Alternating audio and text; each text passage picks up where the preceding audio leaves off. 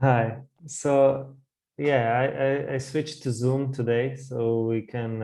I just started recording, but we will see if if we will publish it or not, because I don't know how much time do you have? Right now I'm free, so we can talk. I had a call with my mom. That's why I had to talk to her. Yeah, we were bathing our daughter, so I was also late. So, but I don't know, maybe it will be just half an hour or something. So it's because it's getting late in Voi. So are you in Voi, Kenya? Yes, I'm in Nairobi, Kenya. Yeah, so it's like 9:39, right? Yeah. Right now it's 9:40. Yeah, 9:39. Yeah, it's 8:40 here in Bratislava. So how are you doing? I'm doing great. Just working hard every day, but everything is well. It's a bit cold here, but it's getting also warmer. Yeah, we are getting into maybe summer because we have two seasons in Kenya. Yeah. Yeah, some rain season and some Yeah. dry season. No, Yeah. rain season, dry season. Yeah. Yeah. Yeah.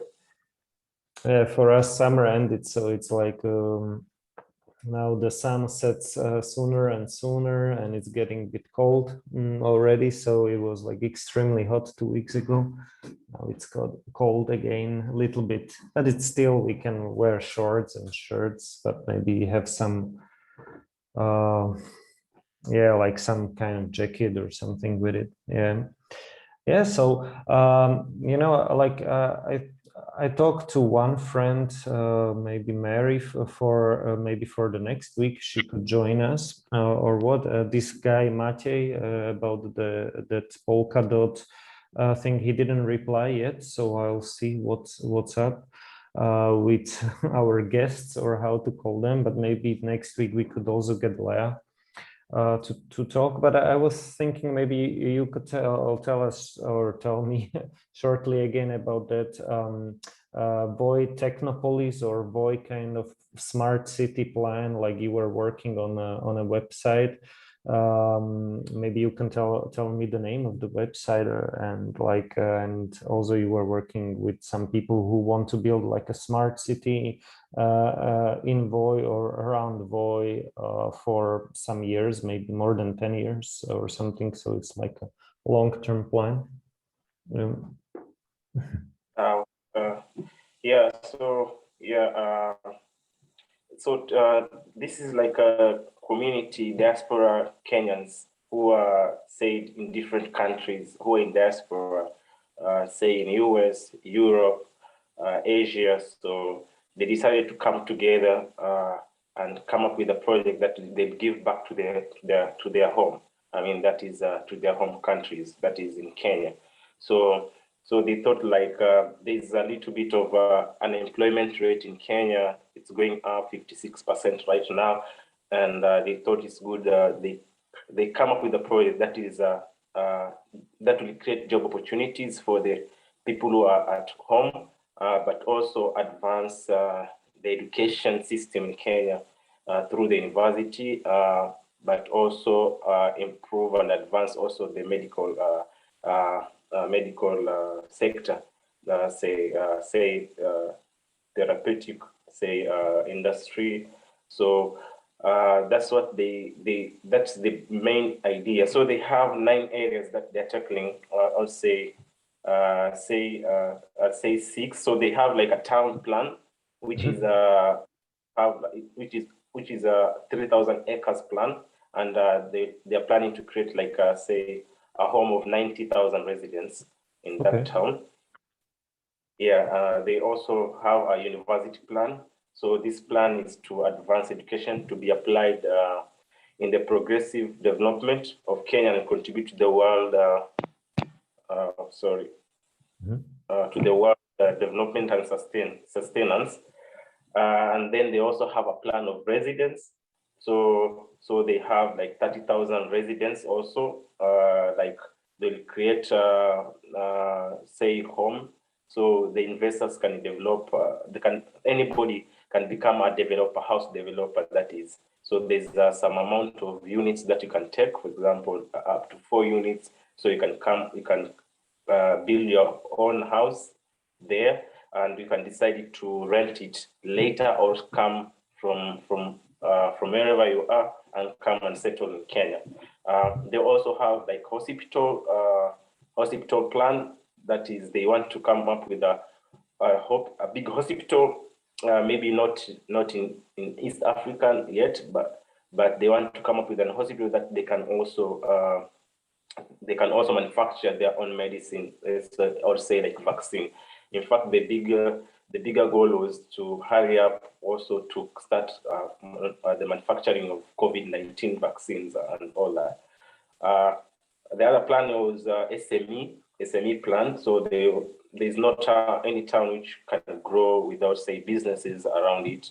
So they are giving opportunity to different SMEs. For example, if you have an SME in ICT, if you have an SME, for example, in medical supply, SME, for example, in environment, tourism, and all kind of SME. So they have that plan. So their project will have to close to 500 SMEs, which are already in progress. Some of the SMEs have already started putting their foundation there, and their aim is to have a gross domestic product growth project.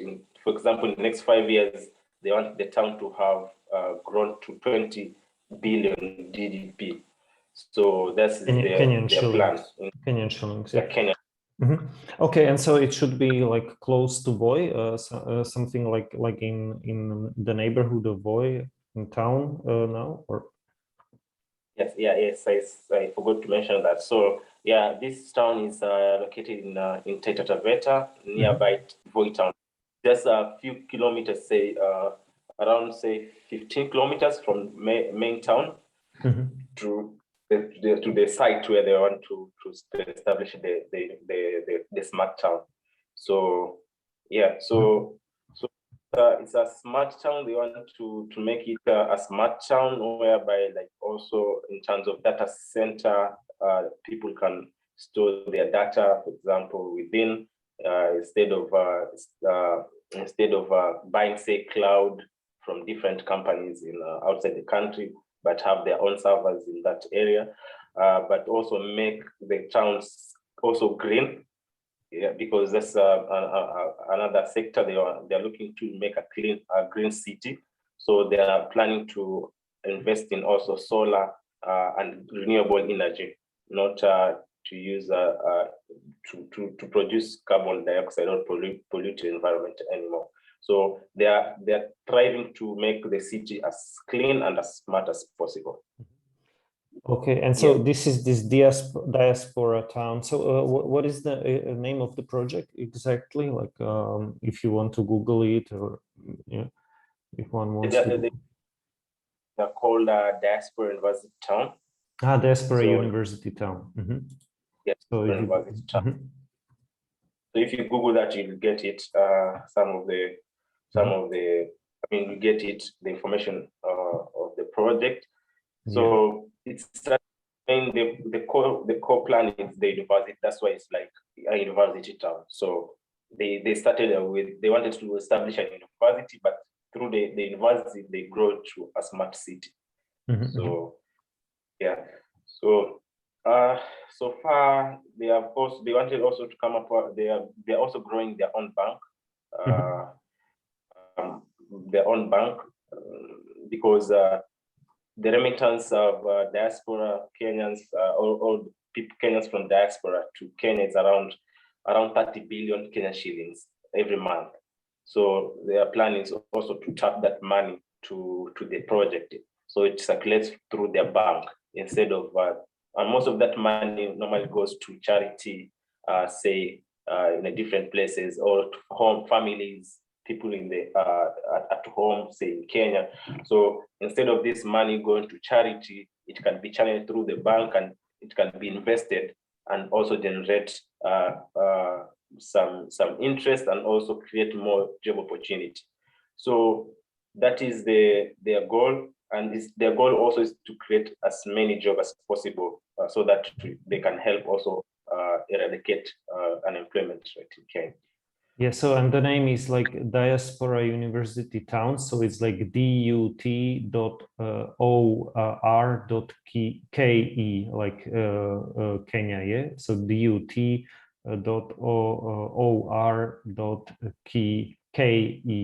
right? Something like that. Mm-hmm. Okay, and so you created that website for them. Yeah. Oh, nice. Yeah, I did the website. This is like 2 years ago. I created the website in 2018. Ah, okay. Okay, nice. Yeah. And so now it's still kind of a long-term plan. So they are not building it, right? So it's just like a plan, and they have now I see down that they have an office at the Red Elephant Bistro at Voi. Yes, they have nice. An office there. Yeah, okay. They open an office. Yeah. Wow. So it's close to Sote Hub then, or what? Yeah, no, I remember Red Elephant. Oh, cool. So yeah, it's they continue with the plan, but also they have already started like groundbreaking, the clearing of the site, and also survey lines and all that. So even if somebody visits the site, he or she can see the progress from there. So, but it's more of a plan and also regulations here and there, like say, you have to go through the county government and all that. So you have to follow all the regulations, the government laws and all that. So, but yeah, they're already almost at the point of starting the construction at the site. So maybe in the next year or in the next 2 years, maybe the construction will have started. Wow. Yeah, that's great news. I mean, it's a big project, so of course, like let's see how fast they will be able to do it. But even just to have this kind of vision, to build a smart city in Voi, so in a kind of a smaller town between Nairobi and Mombasa, and kind of in the closer to Mombasa. And in Taita Taveta, it's good to have this kind of people like Kenyan diaspora with a vision to actually give back to the community, and especially to do it in Taita Taveta, because of course it's somehow similar. I don't know how many of these projects are out there, but in Kenya, but of course we know Konza city or Konza Technopolis. It's kind of all like also a long-term plan until 2030, but I don't know the progress. I don't follow it, so I don't know if you know how to compare it. Like what is, I don't know. It's still kind of long-term plans, so I'm not sure if it's being built yet. So. Yeah, if I can compare the two projects, currently there are almost 5 projects of the same. Like we have the Konza Diaspora University. There's another one also. There's another one also in Nairobi. It's called, I think, Sun City. It's more of the Uru's family city. They are creating this. Yeah, like almost 5 projects of the same. But if I compare this project and also the Konza. Nati, I'm recording. Sorry. Okay. It's my wife. I told her she can get some drink, but not to make washing dishes. So I don't know. Yeah. Anyway, sorry, continue.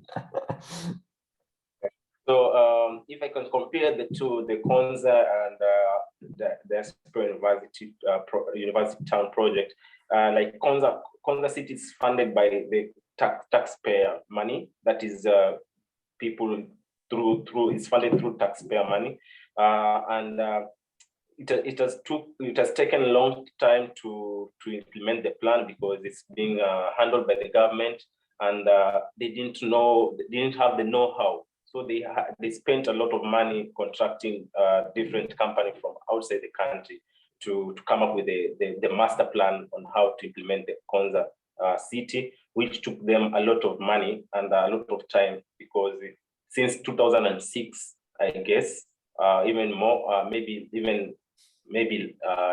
ago, maybe 2 years back, maybe even 2004.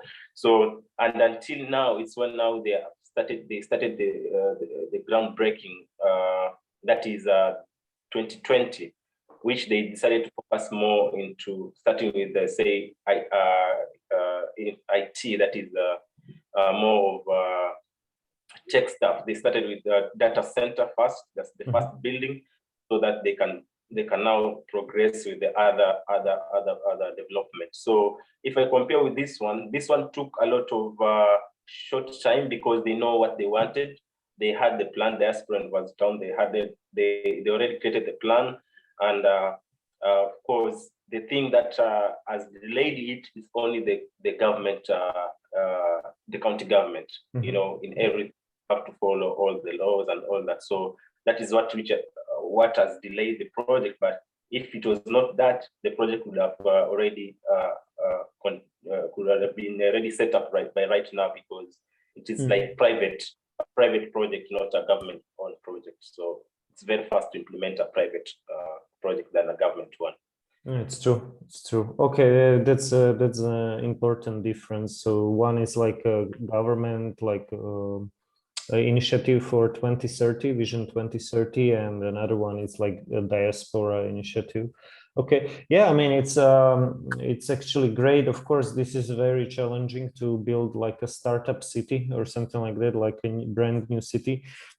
You know, I'm following this Balaji Srinivasan, like this kind of thought leader, and also like a bishop of crypto. You know, he's like maybe one of the main figures now, and he says like what was crypto in 2010, you know, like 10 years ago or 11 years ago, what was crypto back then. So now it's like startup cities, like a similar trend that might become big like in the next 10 years. So, you know, like it's something similar, like it took maybe 10 years for crypto to get even recognized by mainstream, like, as something that is happening. So I guess this is another trend that might take another 10 years like to materialize somehow. But he says like you can make it a bit cheaper if you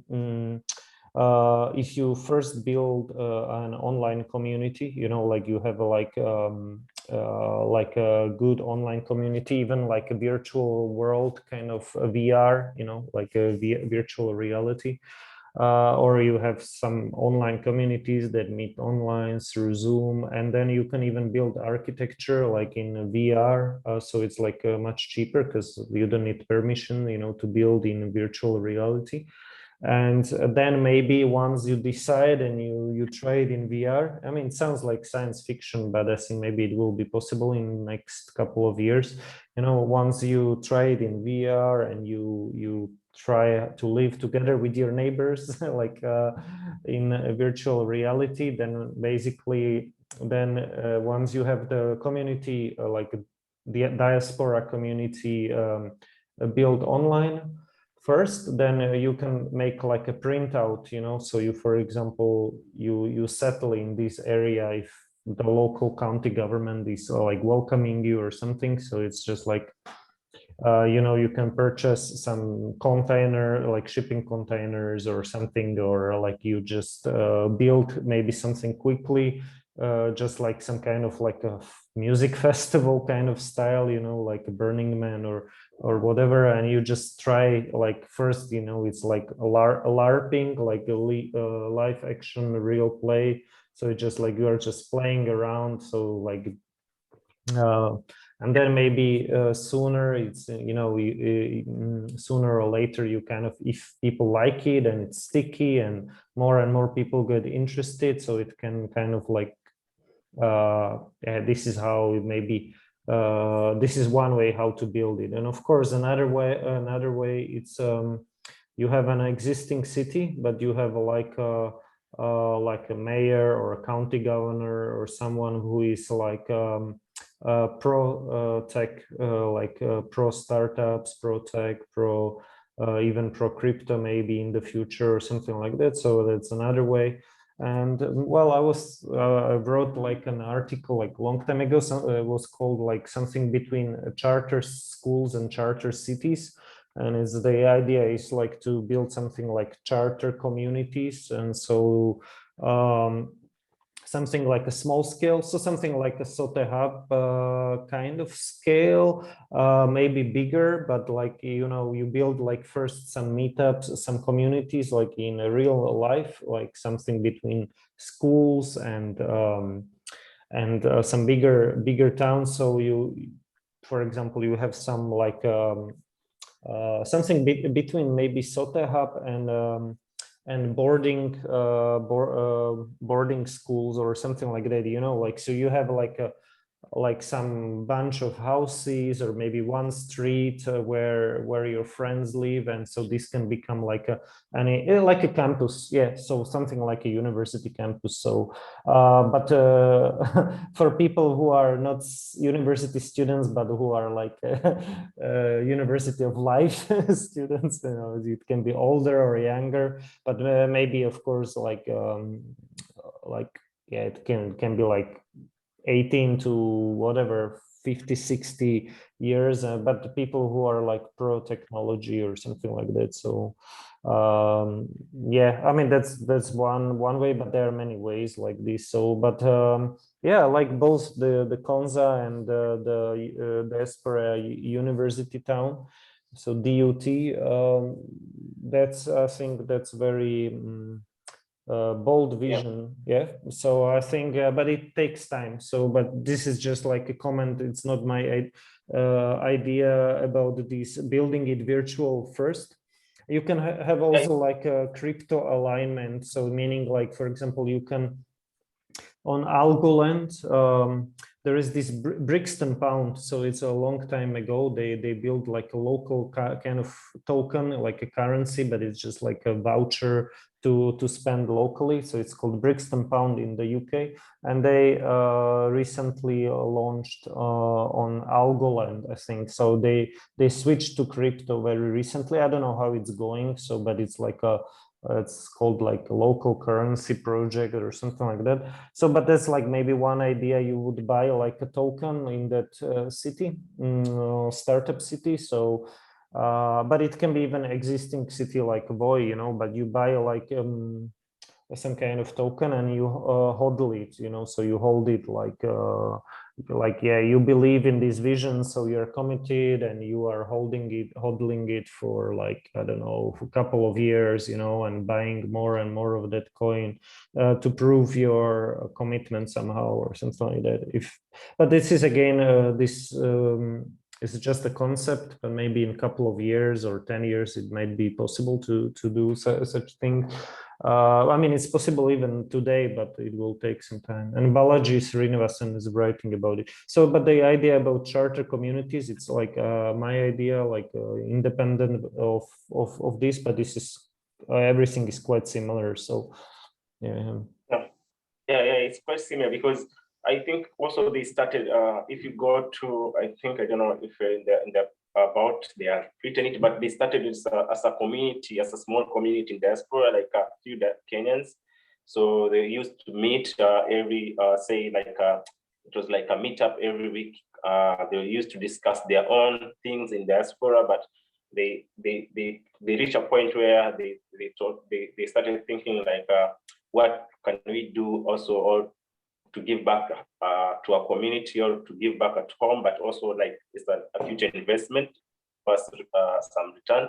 So because most of them, they were scholars, they were experts. For example, they were professors in those university. So they thought like the bigger plan to start with is education, because education is the core to everything. Like if you want to build a good foundation in any community, you have to educate them.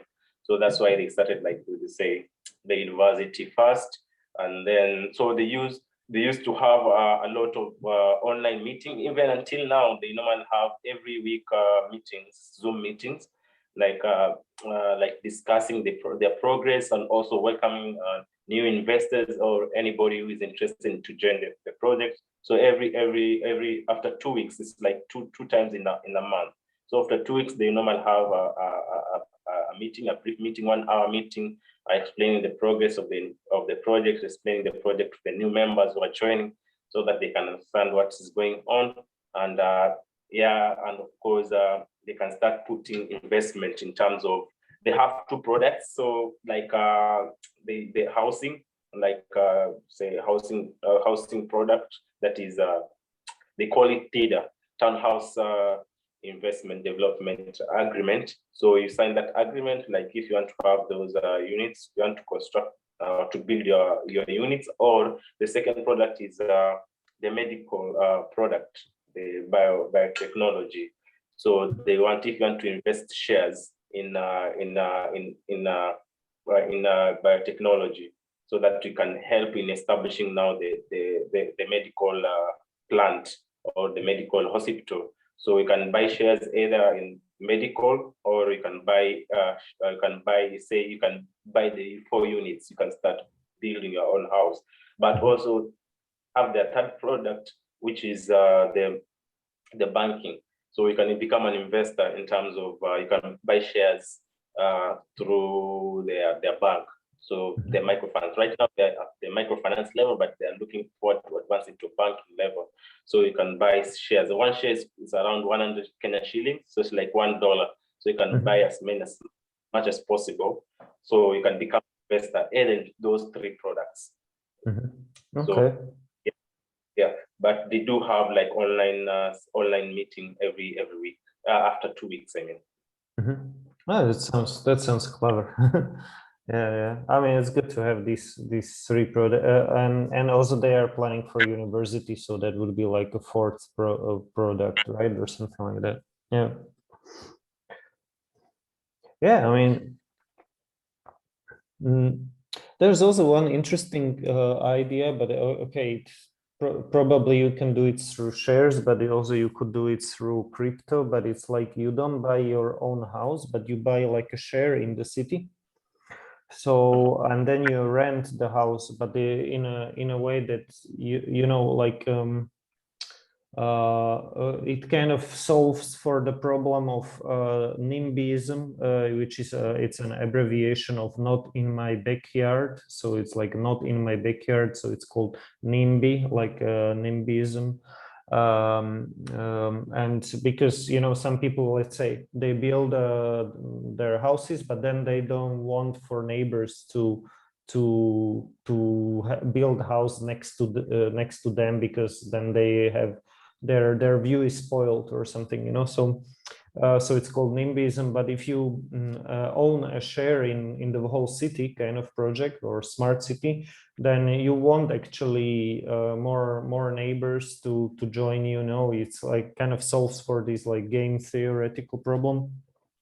And also maybe if you don't like some kind of area anymore, or you want to move to a second part of the city, or like I mean another quarter of the city, let's say you were single and you like some area where there were lots of partying. Now you want to move because you want to set up a family and just have a more calmer place. So you can just switch, you know, like places, like if you were renting apartments or something like that.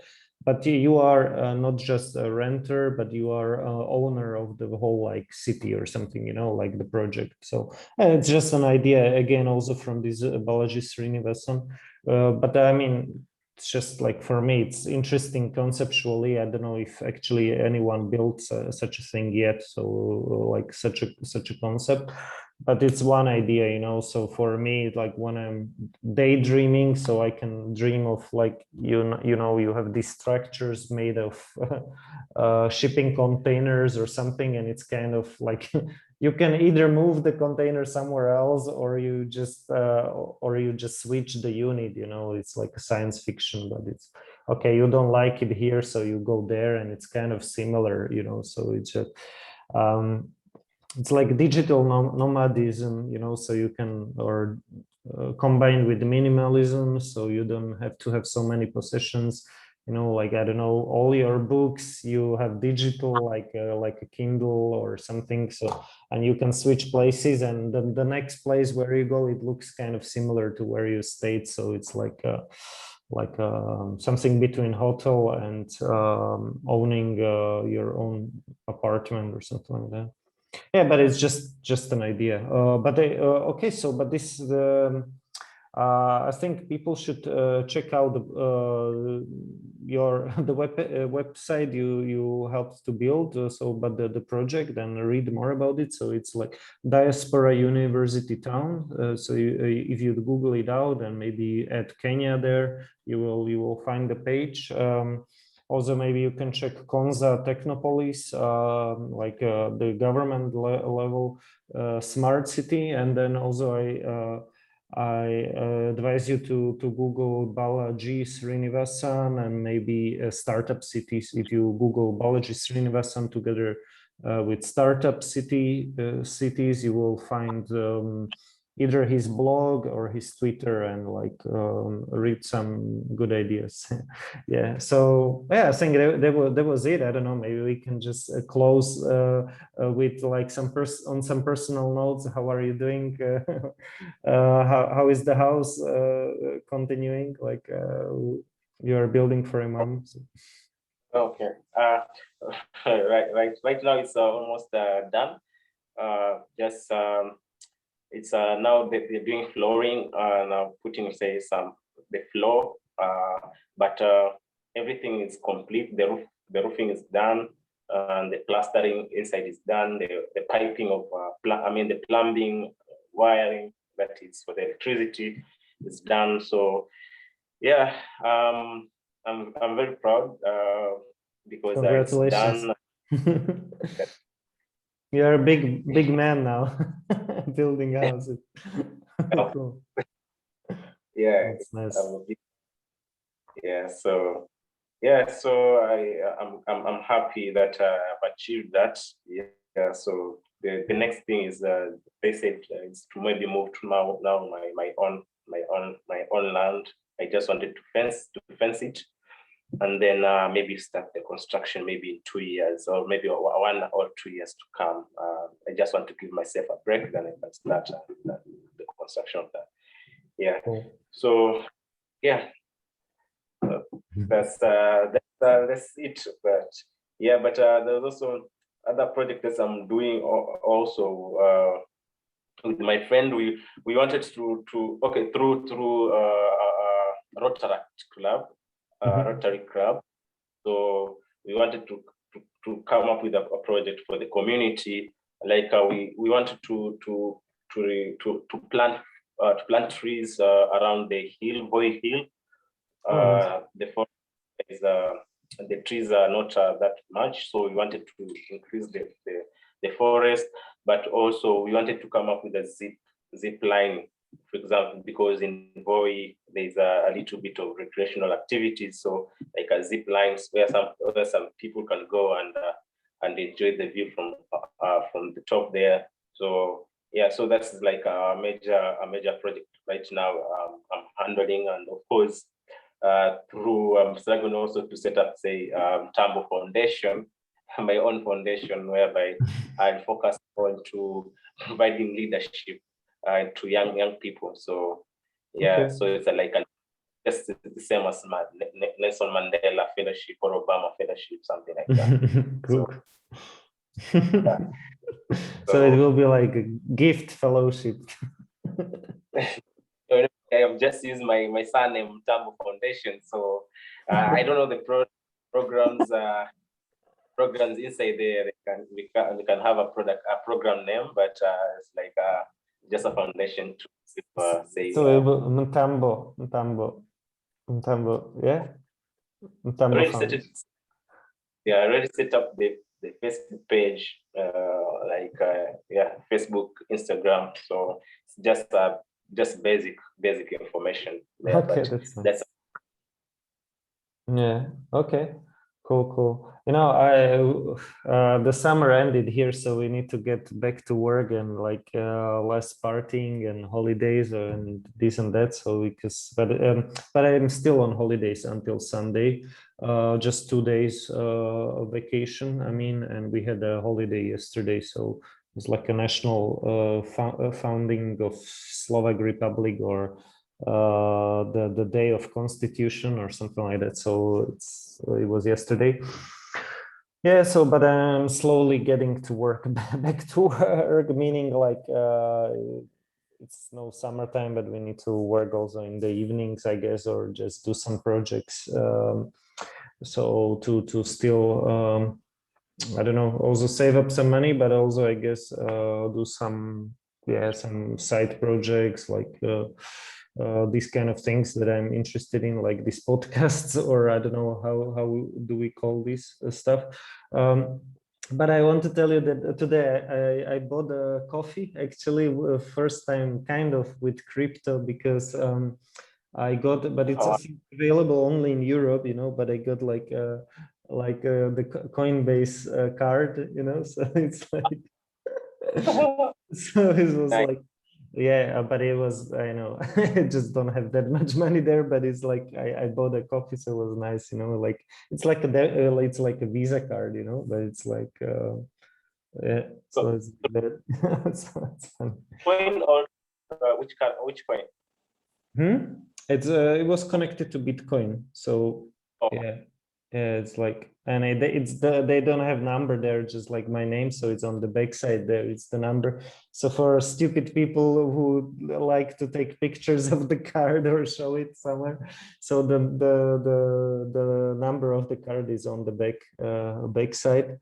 So, and I just got it today, mailed. So it's like some Latvian bank.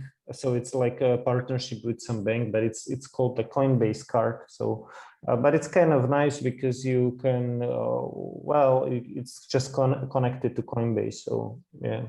oh, it will just be connected to one coin, or it's connected to multiple coins. Like you can. I think it's connected to BTC, but maybe you can switch to another if you don't have BTC. But I think it's only available in Europe, not in the US. And I checked. I think it's not in Kenya yet, but I hope they will roll out something similar. But it's nice. I mean, we have something similar called Revolut, but it's also stocks, and it's also like euros, you know, something like, yeah, it's just like, but this is more straightforward because you don't need to change crypto for euros and then you pay by card, but it's kind of directly debiting from BTC. So it's just like, well, it's interesting experience because it's like, you know, yeah. Like the shop or e-commerce that accepts, say, cryptocurrency. It's not only you cannot buy at any shop, right? Yeah, you can, Like, you can, because this is like another layer. So when you are paying it, nobody knows you are buying it with crypto. It's like it's just like a fintech stack about it. So it's just like you can have a virtual card like in your mobile through Google Pay. But I think the problem is that you need to be based in the EU. You would need to have like residency in the EU to get that card. And then, so okay, I got that plastic card just today, but I had the card already, like when I downloaded the app. So I got the virtual card because you have like Google Pay, and then you have like, you know, wireless paying with the mobile phone, like NFT, not NFT, and NFC technology, not NFT, whatever. And then you have like a virtual card, just like in the app. So you can pay. I could pay with Coinbase card even before I got the plastic card. And so, but it's Visa card, so it's like nobody knows that you are buying. I don't know, you are paying with crypto. It's just because it's translated to dollars or to euros. But in the background, you don't see the translate. So it's not really buying it with crypto, like you buying coffee with crypto, but it's kind of, it looks like it. So it's something like between decentralized, the idea of crypto, and centralized, like banking. So I mean, it definitely doesn't have all the benefits of decentralized, but it's kind of like a compromise, because actually you couldn't, it's not possible to buy coffee with, let's say, with BTC or ETH. I mean, it's too costly, it's too expensive and too slow now, so this is like a, but there are different use cases for Bitcoin or for Ethereum. So it's like digital gold or saving money or whatever, or sending some transfers, even small transfers, but not on the first layer, but on the L2 layers, like Bitcoin Lightning. I don't know, that's one like kind of project, or actually using Coinbase, because it's, of course, maybe then it's also important for like the legal reasons to have to like know your customer rules or something. But if people have Coinbase accounts, then it's easier to send them crypto through even just very small, it can be like 500 shillings or something, but because it's in Bitcoin, because it's through instant transfers through Coinbase, and there are no fees, or it's very small fees. So it's yeah, just basically, I think it's good to try Coinbase, but it's not ideal for everything, I guess. Yeah. Yeah, I think, yeah, I understand. They've also done it in Kenya, yeah, because there's a Coinbase also in Kenya. So also, used not to before I joined the Coinbase, but I wasn't able to buy crypto, say Bitcoin or Ethereum, because our banks are not, they don't support crypto. But I've seen right now they have added that I can now purchase crypto through my bank card. But now it's like there's an intermediary bank, say, which they have partnered with. So it's like I'm doing a purchase on an online shop, but now I transfer to that bank. Now then that bank transfer the amount to the Coinbase account. You see, but they're giving me small limits so that it's not noticed by, say, government. So they can set me a limit of, say, $20 a week, or say $60 a week, so that it's not noticed by the government that I'm doing a large transfer of amount. Say I'm buying something online, say with 10,000 USD. So they start to question what I'm buying, So they are but it's also for capital controls, probably. So it's not too much money goes in and out. I don't know. Yeah. But it's connected to Coinbase, or it's a different kind of service? Connected to Coinbase. So right now I can add my bank card, and now I can purchase Coinbase. But now that money will go to the UK bank and then transferred now to my Coinbase, but it will be instant. So they have added that feature. But so I can only buy, but now I cannot withdraw to my bank. They have not that withdrawal from my bank to the bank. So maybe add that one maybe later. But you could do this at least if you are in your account and in the settings. I think I need to check, but you should then allow the instant transfer. I think it's just give me a second. I will Google it. Instant send. It's called instant send, and it's how to say, so it's like off-chain instant send, and I think you have to go to privacy settings. If you go to privacy settings, I mean, you don't need to do it now, and then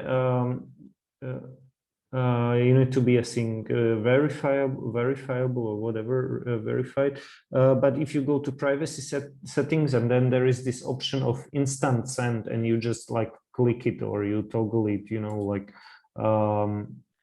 yeah, select receive dashboard, pay, receive copy address, wait.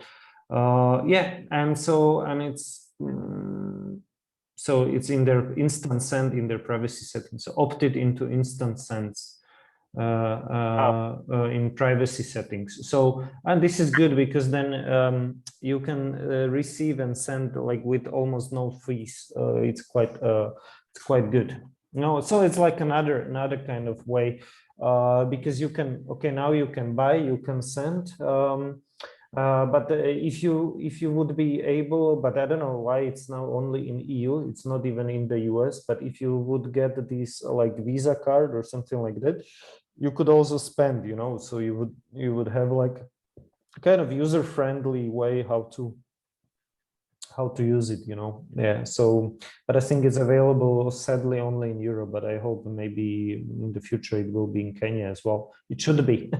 I think Kenya should try to have this kind of service, fintech services. It would be nice.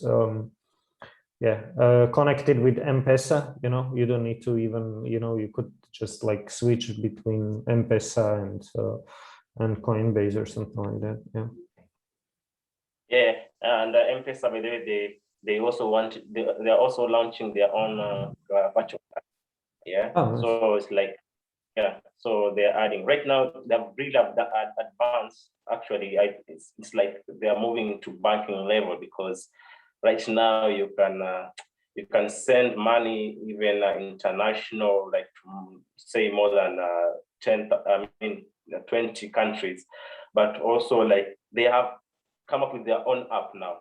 Remember in the previously it used to be like a SIM tool kit, whereby you have to go to that SIM tool kit like a USSD kind of process.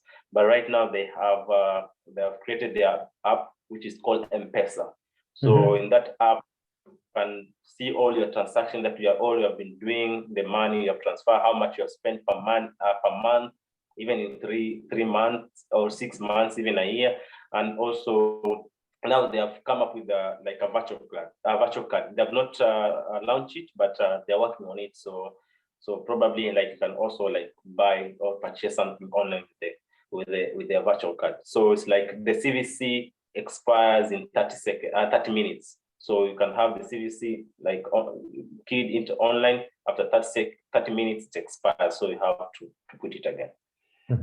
Yeah, so I think it's possible. It's great what they're doing, because this is now for smartphones, because M-Pesa worked also with dumb phones or simple feature phones, how they're called, I don't know, just normal phones, because there was this interface called how you call it again?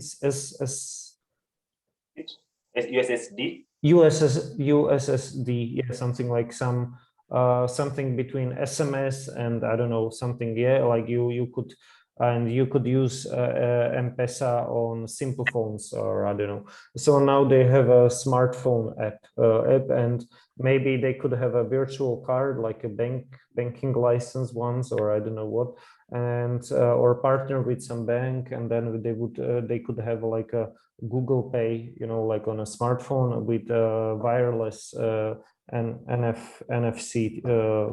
Yeah, and if this is now connected to Coinbase, then you have the best of actually not two worlds, but three worlds, because M-Pesa is great innovation on its own. So it's something between banking and cryptocurrency. So it's like somewhere between that, at least considering how many people benefited who didn't have bank accounts, and who even don't need to have plastic cards because they can pay with their simple phones even before smartphones. So it was in 2007 M-Pesa, now it's 2021, so it's actually 14 years of M-Pesa in Kenya. So it's a great innovation from Kenya, actually launched in Kenya. also in partnership with Vodafone and Defeat the UK, Vodafone CSR team. But the innovation actually was born in Kenya. They just hoped to scale it up, as I understand, and as I studied it. So yeah, I mean, it's great, and it spreads through Kenya, even to Europe. It was in Albania and Moldova, I think, but Albania, I'm pretty sure, for some time. But of course, like now with smartphones, it's yeah, you don't need to. I mean, there are other ways to pay, but this was back in 2007 when there were, and it actually was launched in Kenya, and it's still very, very useful, and yeah, it replaced the retail banks basically in Kenya, because there were almost none of them for regular people, especially outside of cities. So yeah.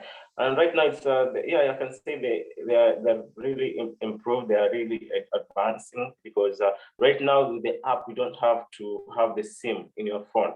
So like if you have, like, say, like your number is already registered as your account. So through the app, we just it's also linked with biometrics. So you don't have to key in. For example, every time you put your password, you key in your password, you can link with the you can put biometrics, and once you put that on, it is authenticate to the online server, and it allows you in through the app. So you don't have to have your SIM card. Sometimes if you can leave your SIM card at home, or you had forgotten it, say you can still do transaction with the app. So that's a very good, improvement they have done.